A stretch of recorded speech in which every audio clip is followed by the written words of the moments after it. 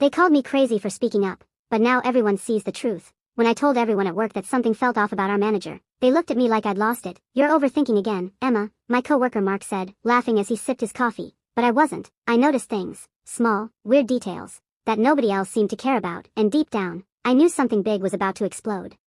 It started with missing numbers in the reports. I worked in accounting, so I spotted them immediately. Small discrepancies that didn't make sense. When I brought it up to our manager, Mr. Reynolds, he gave me that fake corporate smile and said, "Don't worry about it, I'll handle it." Except he didn't handle it. The next week, I found more inconsistencies. When I pressed him again, he told me I was too emotional and maybe needed a break. That's when I realized he wasn't dismissing me, he was hiding something.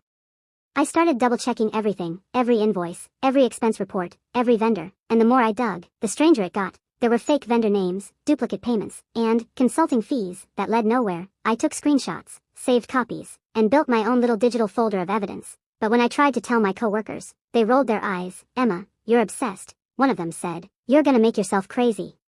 Then came the worst day. I walked into a meeting and found everyone staring at me. HR was there. Mr. Reynolds was smiling. "Emma," he said, "we've received reports that you've been accessing confidential files without authorization." My stomach dropped. He was framing me, and everyone believed him. I was suspended pending investigation. My badge didn't even work when I tried to leave. I cried in the parking lot, humiliated, wondering if I had just ruined my career over a hunch.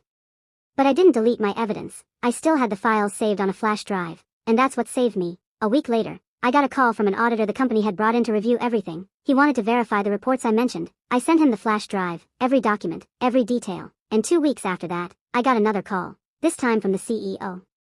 "Emma," he said, "we owe you an apology." Turns out, Mr. Reynolds had been embezzling money for 2 years. My data trail exposed him completely. He was arrested, the company issued a public statement, and I got reinstated, with a promotion and a raise. The same coworkers who called me crazy suddenly wanted to take me out to lunch.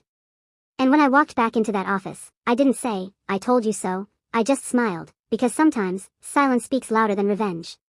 So tell me, have you ever been called crazy for telling the truth? What happened when everyone finally saw you were right? Share your story in the comments.